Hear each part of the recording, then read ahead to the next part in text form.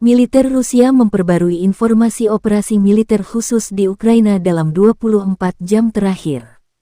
Juru bicara militer Rusia Letnan Jenderal Igor Konashenkov, tanggal 28 September merilis, serangan artileri masif juga menghancurkan markas sementara Brigade Mekanis 28 dan 59 Mekanik Infanteri Angkatan Bersenjata Ukraina serta unit tentara bayaran asing.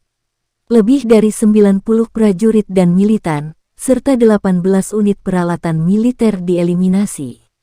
Penerbangan operasional taktis dan tentara, pasukan rudal dan artileri Angkatan Bersenjata Federasi Rusia menetralisir 5 pos komando Ukraina di dekat Premoga, wilayah Kharkov, Slaviansk, Bogdanovka, Republik Rakyat Donetsk, Novonikolayevka, Guliaipole, wilayah Zaporozhye, serta 75 unit artileri, 167 daerah konsentrasi tenaga kerja dan peralatan militer.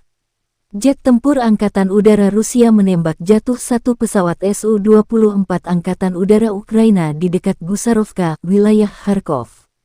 Secara total, 305 pesawat terbang dan 155 helikopter, 2099 kendaraan udara tak berawak, 377 sistem rudal pertahanan udara telah dihancurkan. Juga 5.143 tank dan kendaraan tempur lapis baja lainnya, 851 kendaraan tempur yang dilengkapi dengan MLRS, 3.433 meriam dan mortir artileri lapangan, serta 5.963 unit khusus kendaraan militer telah dihancurkan selama operasi militer khusus, kata Igor Konashenkov dikutip Tribun Timur.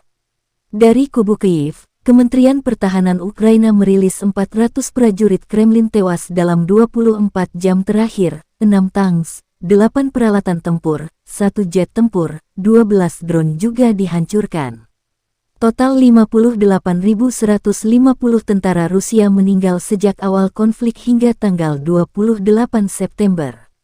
Presiden Ukraina Volodymyr Zelensky bertekad mengusir penjajah Rusia sebelum tahun baru 2023.